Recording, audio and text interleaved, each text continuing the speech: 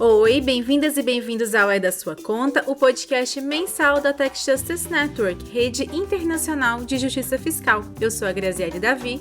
E eu, a Daniela Stefano. O É da Sua Conta fala sobre como reprogramar a economia, de maneira que ela sirva a todas as pessoas do planeta, para que não fique só nas mãos dos super ricos e poderosos.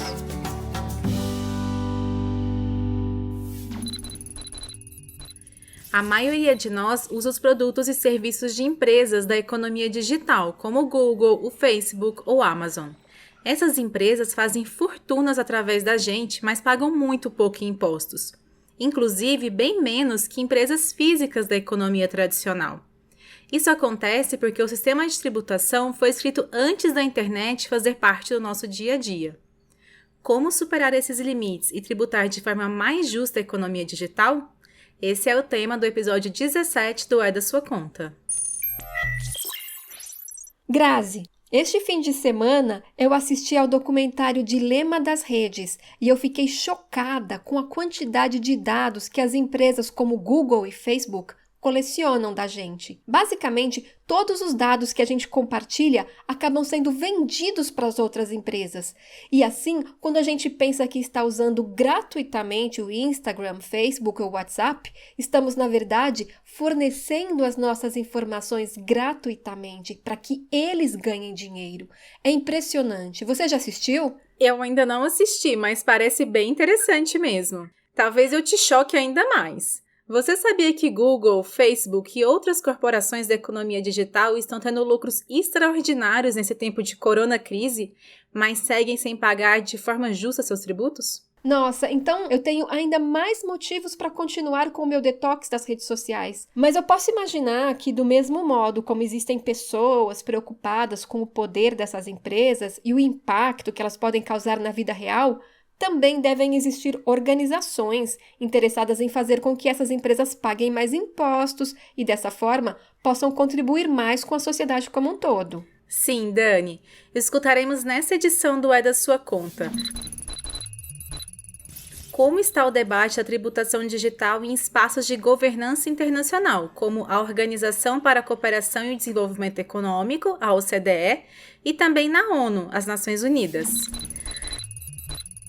Também, o que as pessoas e organizações têm proposto como solução por justiça fiscal nessa tributação digital, e vamos fazer um tour global para saber o que já está sendo feito por justiça tributária na economia digital em países da África, da América Latina e em detalhes aqui no Brasil.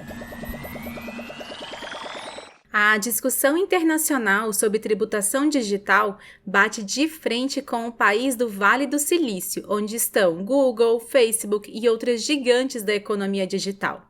Da Bélgica, ouvimos Johan Bernardo Langerock, especialista em política tributária da Oxfam. Neste momento, há as negociações em curso na OCDE, está a experimentar negociar entre 137 países um acordo para uma tributação das empresas da economia digital. Mas o grande problema é que os Estados Unidos, neste momento, estão a dizer a cada país que quer ir em frente com medidas unilaterais que estes países vão ter uma guerra comercial.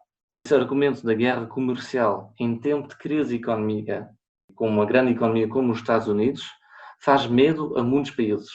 Mesmo a países europeus, esse argumento dos Estados Unidos faz muito medo. É por isso que os países agora estão bloqueados. Vão ter de ir buscar essa solução internacional. Esperemos que seja provável daqui até o fim do ano. Nós, no Oxfam, nós dizemos aos países agora têm que ir unilateralmente, porque não podem aceitar uma situação onde certas empresas não pagam quase impostos. Apesar de não ser fácil, é urgente uma mudança. Tem muita injustiça ocorrendo por falta de um acordo internacional de tributação da economia digital. Nós fomos ver o que Jeff Bezos, o patrão da Amazon, o que ele ganhou nos últimos meses, daria suficiente para pagar cada um empregado da Amazon mais ou menos 800 mil euros. E é aí que se vê a ilegalidade entre essas grandes empresas que não pagam impostos em quase nenhum país do mundo e que estão baseados em paraísos fiscais, e entre as empresas normais, físicas, que tiveram de fechar durante a crise e que não fizeram nenhum lucro. E que mesmo assim, uma vez com o lucro, vão ter de pagar impostos. E é por isso que temos que mudar este sistema o mais depressa possível e que temos de encontrar uma maneira de impor um imposto ou uma taxa a estas grandes empresas da economia digital. Enquanto não existe esse consenso internacional, vamos conhecer o que os países do Sul Global estão fazendo.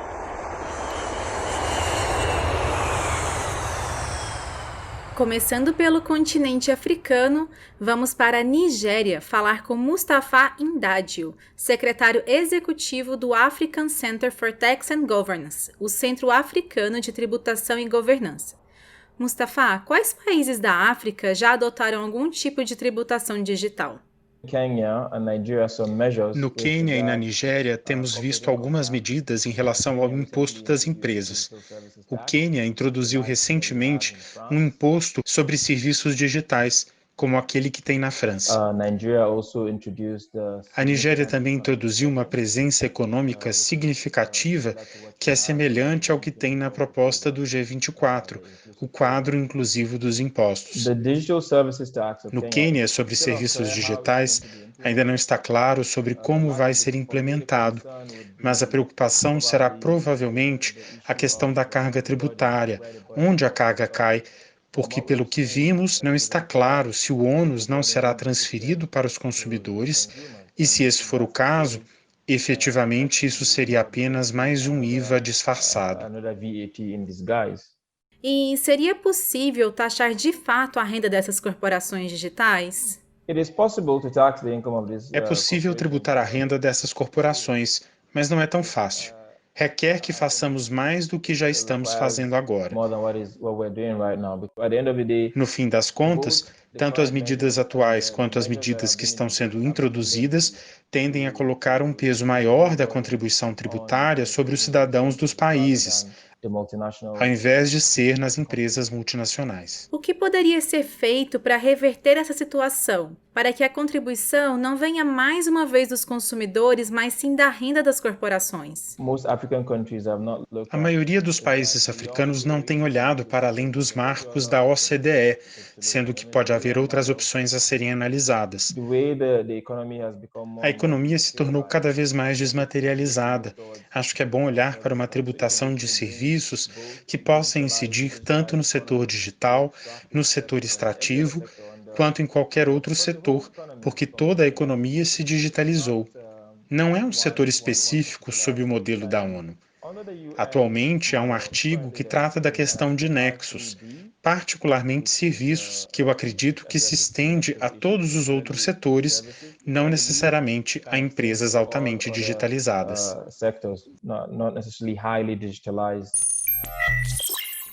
Os tributos não são todos iguais no mundo. Por exemplo, o indireto mais comum é o Imposto sobre Valor Agregado, o IVA. Grazi, o que é um imposto indireto? De uma forma bem simples, os impostos indiretos são esses que são pagos por nós, consumidores, quando compramos um produto ou um serviço. Certo, você estava falando do IVA, que é o Imposto sobre Valor Agregado, mas no Brasil nós não temos um IVA. Isso, no Brasil não tem IVA, mas sim um imposto sobre serviços, o ISS, e um imposto sobre a circulação de mercadorias e serviços, o ICMS. Já os Estados Unidos têm um imposto sobre vendas. As empresas que têm presença física nos países pagam esses impostos, mas em muitos países as empresas digitais sem presença física ainda não pagam. Não é certo que a dona de uma padaria na esquina da sua casa pague mais impostos do que uma empresa digital, não é mesmo? Definitivamente isso não está certo. E é por isso que a economia digital também deve pagar esses tributos, para não ter desigualdade entre as empresas, especialmente entre uma multinacional e uma local. Para ser justa de verdade, a tributação da economia digital também tem que ser sobre a renda, sobre o lucro, em maior proporção do que sobre o consumo.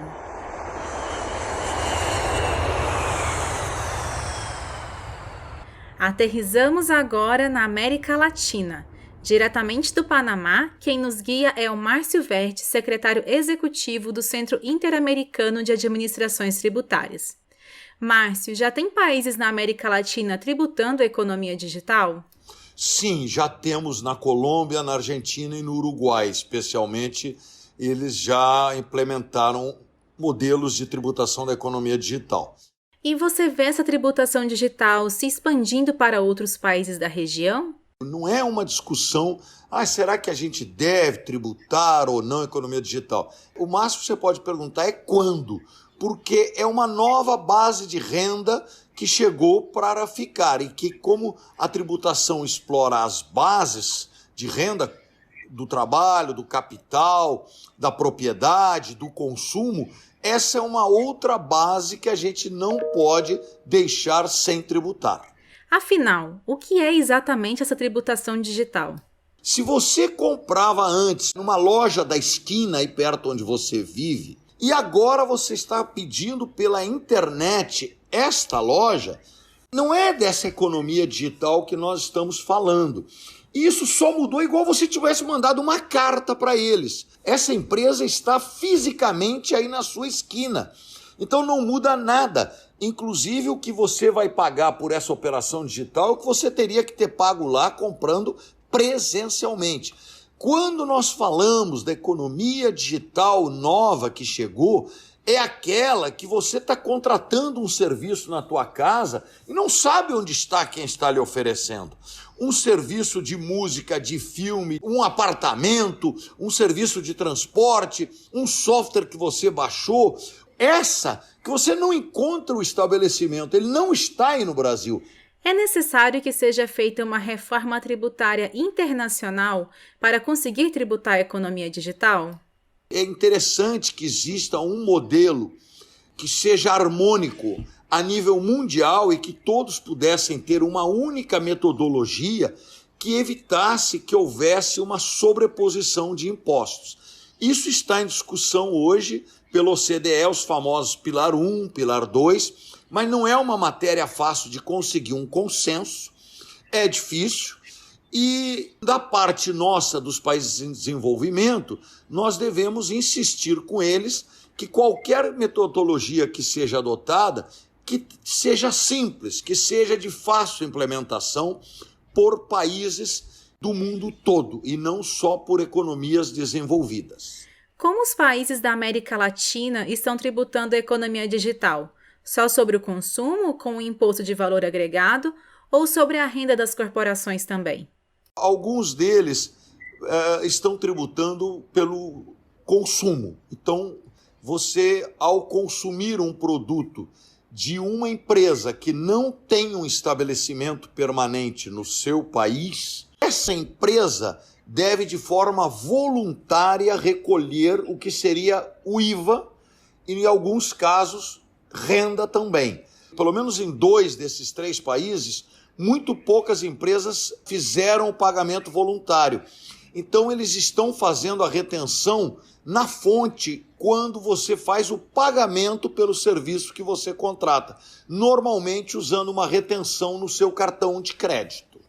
Se eles têm a presença como pessoa jurídica, eles devem recolher da mesma forma que qualquer outra empresa. De que forma a tributação digital poderia servir como uma alternativa de financiamento para uma retomada econômica verde e redistributiva na região?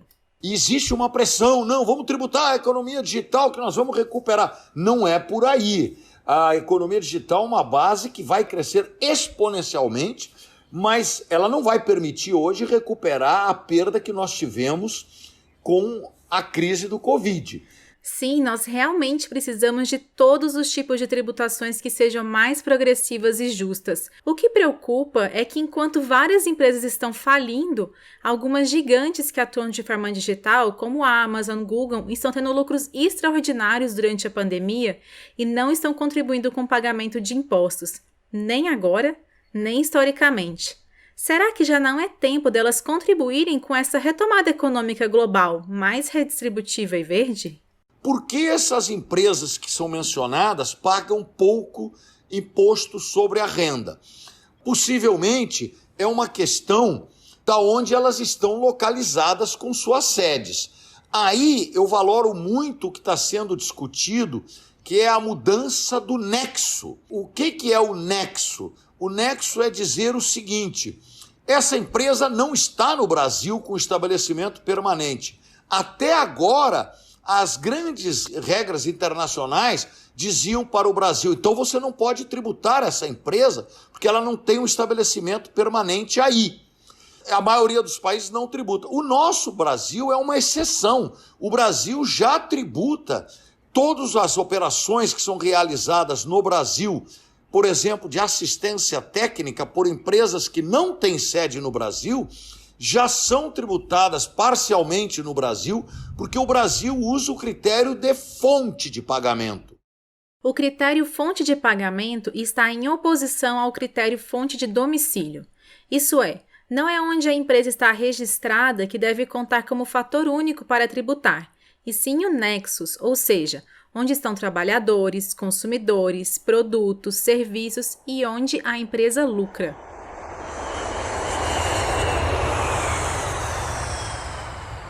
Chegamos ao Brasil.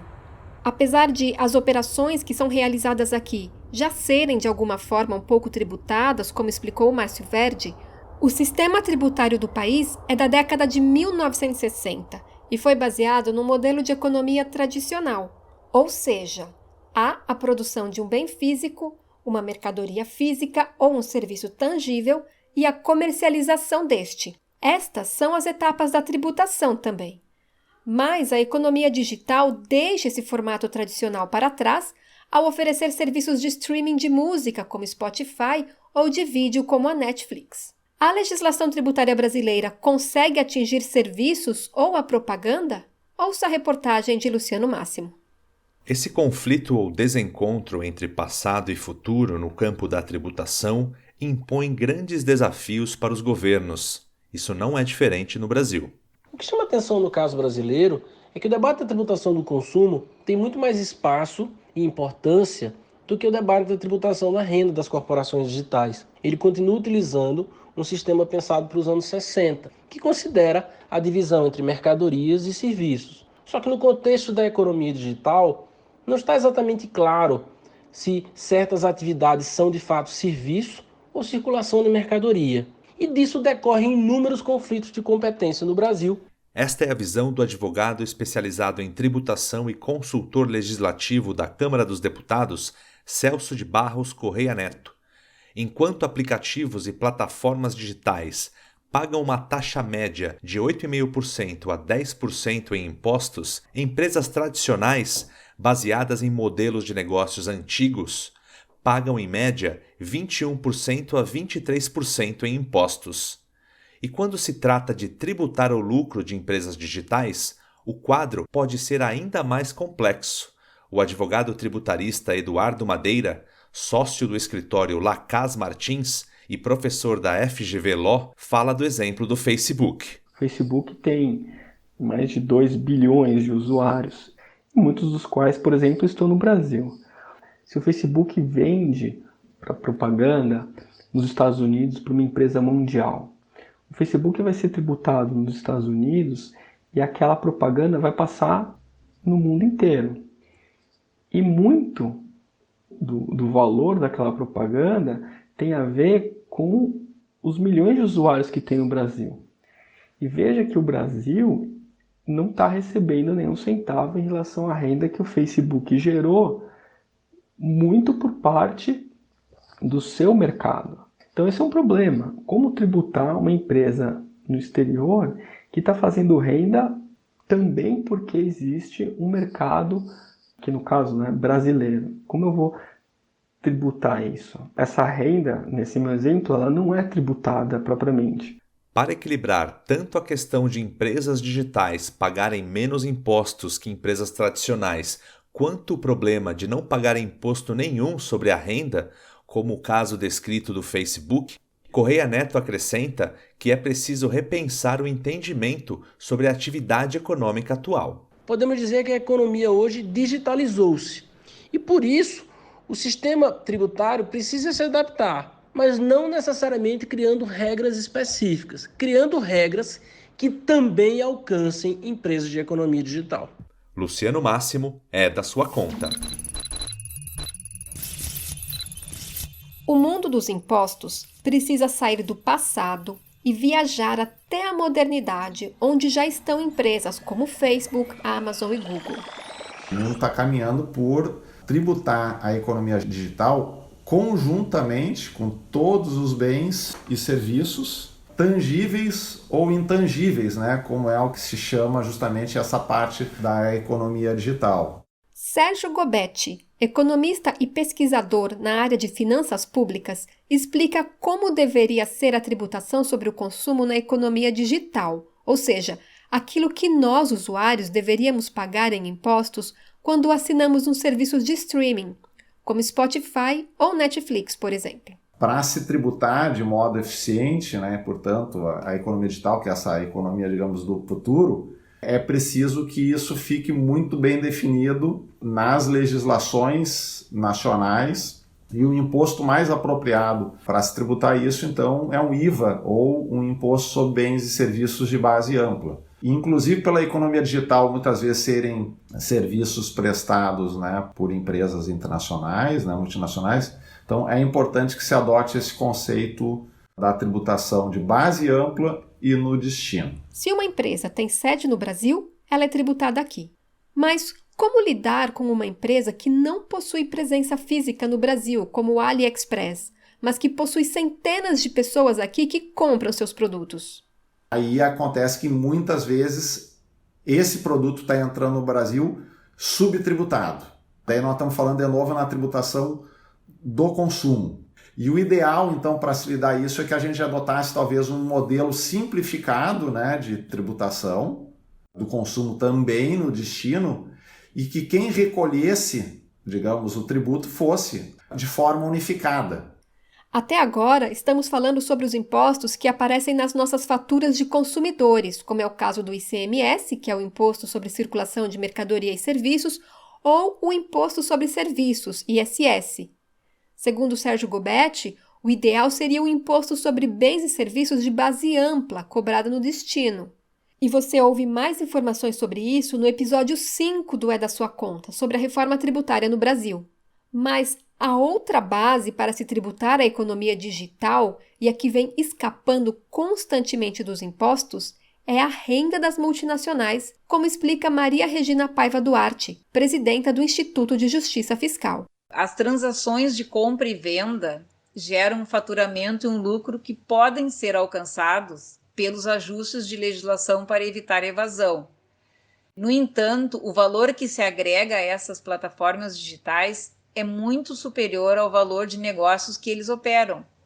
Então é importante pensar na economia digital pelo aspecto da concentração de riquezas. E aqui entra a importância de um tributo sobre as grandes fortunas.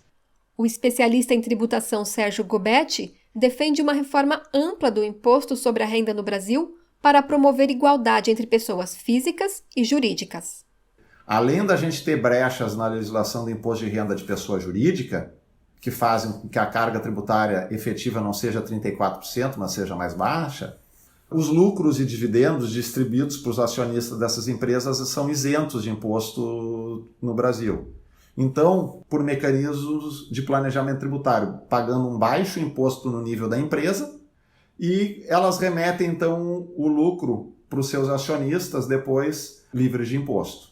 Para Sérgio Gobetti, tributar também as pessoas físicas que são acionistas dessas empresas é uma maneira importante de melhorar a distribuição de renda e reduzir a desigualdade. Tanto o grande acionista, o dono da empresa, está isento, quanto um pequeno poupador que tenha uma parte de ação da empresa. Essa lógica é que tem que mudar. Talvez um pequeno poupador que tenha uma pequena renda possa até ficar isento, né? Mas o grande acionista não tem por que permanecer isento.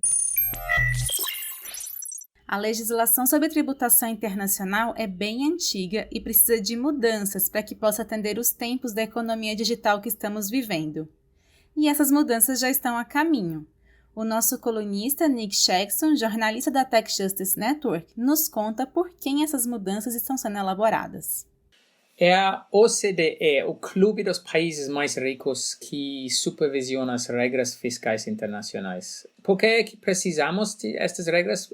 Bom, imagina um multinacional de, por exemplo, Alemanha vai investir no Malawi, em África. E este investimento alemão em Malawi gera rendimentos. Então, que país vai poder tributar estes rendimentos? Vai ser a Alemanha, o país do investidor? Vai ser o Malawi, onde o investimento acontece? Se ambos tentaram tributar este rendimento, poderá ficar um pouco confuso. Assim, as regras fiscais internacionais devem decidir qual o país que vai aplicar o imposto e em que situação particular. Então, é um processo complexo, mas o problema, claro, é que, mais uma vez, a OCDE é um clube dos países ricos. Nick, então, a tributação internacional ela é proposta pelos países com rendas mais altas. E eles levam em consideração os países com rendas mais baixas? Como é que ficam estes países?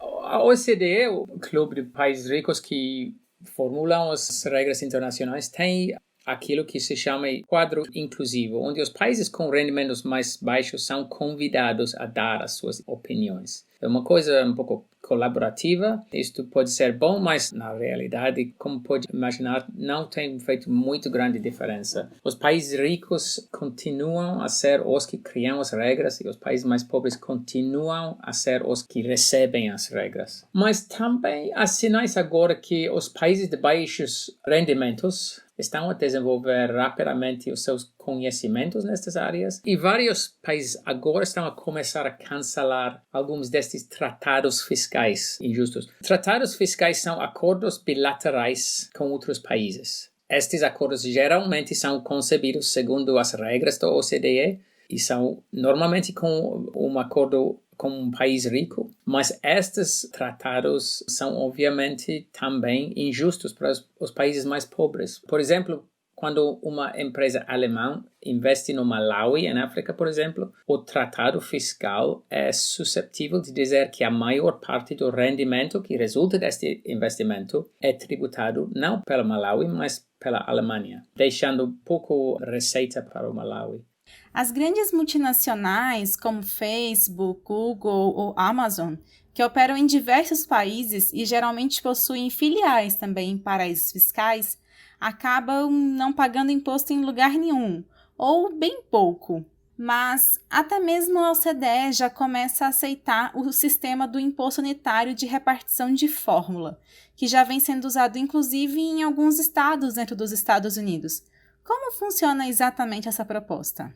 Pega-se numa multinacional e trabalha só com os lucros globais. Começa com esta quantidade de lucro e divide este dinheiro entre todos os países onde esta multinacional faz verdadeiramente negócios, com base numa fórmula que é calculada pelo tamanho das suas vendas, o número dos seus empregados em cada local e outros fatores. Então, é um tipo de repartição. Com este sistema, não importa se esta empresa tem uma pequena empresa de fachada nas Ilhas Caimão que paga imposto zero, porque esta fórmula vai dizer, olha, Jersey quase não tem atividade econômica lá. A fórmula vai atribuir muito pequena proporção do lucro global às Ilhas Caimão. Então, Caimão quer impor com taxa de zero, ok, não há grande problema, porque só um pouquinho do lucro global vai ser afetado. Então, este sistema, os princípios são muito melhores para tributar as multinacionais. E os multinacionais não gostam muito desse sistema porque têm medo que vão ter que pagar mais em impostos. E precisa também muito mais transparência dos países. Precisamos country by country reporting para ter muito mais informação sobre o que cada filial do multinacional está fazendo em qualquer país. Imposto unitário com repartição de fórmula e o country by country report são alguns dos elementos, né, para uma tributação internacional beneficiar também os países do sul global. Você poderia acrescentar mais alguns? Quais são os que também são super importantes para que os países do sul global também sejam beneficiados? Tem uma coisa que é muito importante e que muita gente que estão a fazer campanhas nesta área esquecem. E isto é que em muitos países do mundo, as autoridades fiscais estão atacadas pelos neoliberalismo, os governos dizem nós não gostamos dos impostos, vamos abaixar os impostos. Então, se vamos fazer uma campanha para melhorar o sistema internacional. Vamos ter que explicar que estas pessoas que estão a trabalhar estão a fazer um trabalho tremendamente importante. Em muitos casos, temos que aumentar o número de pessoas que estão a trabalhar para impor os impostos, para tributar as multinacionais, para tributar os mais ricos.